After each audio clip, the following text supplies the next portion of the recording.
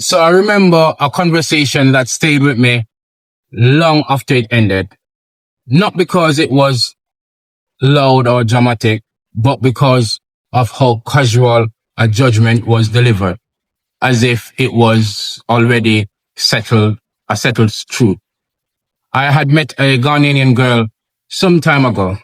We were talking normally at first.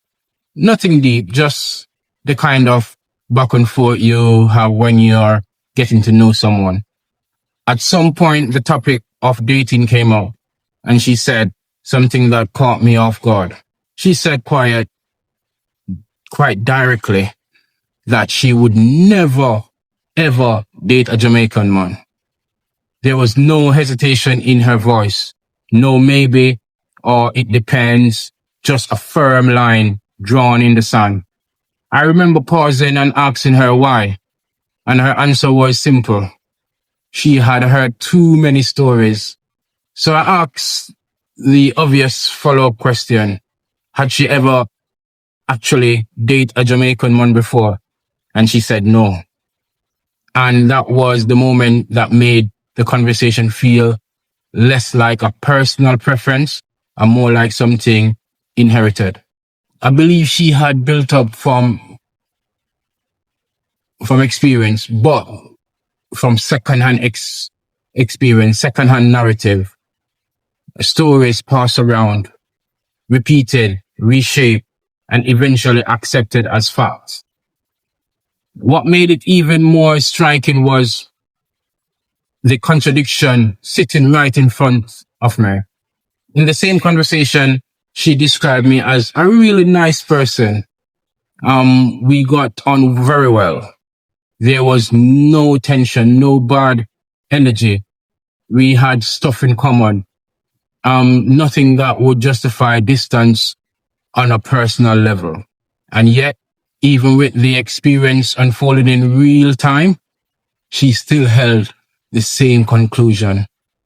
I was fine as an individual, but Jamaican men as a category were still off limits. It left me thinking about how powerful labels can be and how easily they override direct experience. Because in that moment, I wasn't being judged for who I was. I was being filtered through what I represented. And that representation didn't come from me. It came from stories. This is where things get complicated because those stories don't exist in a vacuum. In the UK, especially within multicultural communities, perception about Jamaican men have been shaped over decades through migration history, community dynamics, media portrayals, music culture, and personal experiences that get shared and amplified. There is also a broader social backdrop that often get mentioned in these conversations. Patterns of family structure within some Caribbean communities in Britain, including higher rates of single parent household compared to the national average. Statistics like these are real, but they are often stripped of context and turned into simplified narrative about character rather than circumstances. And that actual statistics need to be looked into. I will do another video, for my thoughts on why that is as well.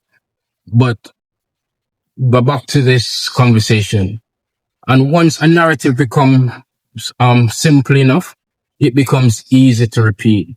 So the narrative that Jamaican men are womanized or Jamaican men, doesn't, like to settle down. You get what I mean? But Jamaican men are like this. Jamaican men don't stay. Jamaican men can't be trusted. All these narratives. So what get lost in that process is the difference between a pattern and identity.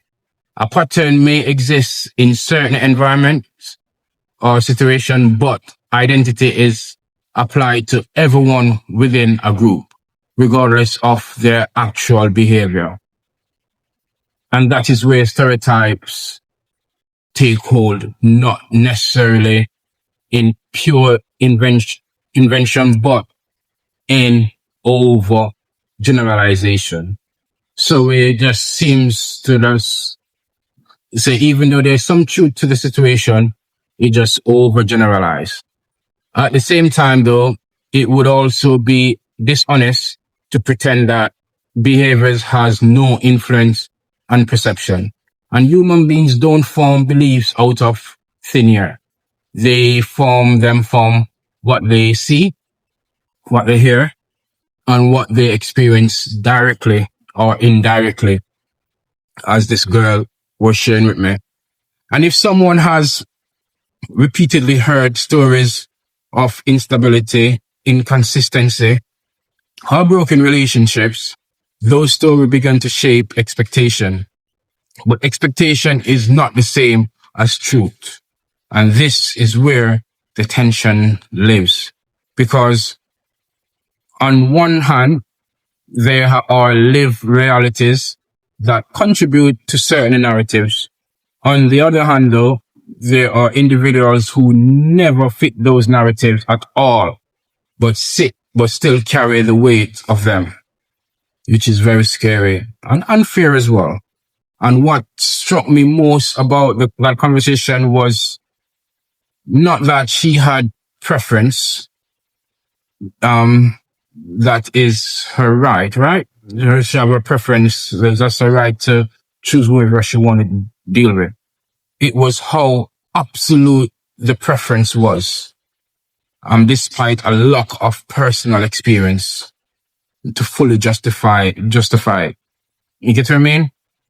It was the idea that a whole category of people could be dismissed before being known. And I couldn't help to reflect on how common that is, not just in dating, but in society more broadly.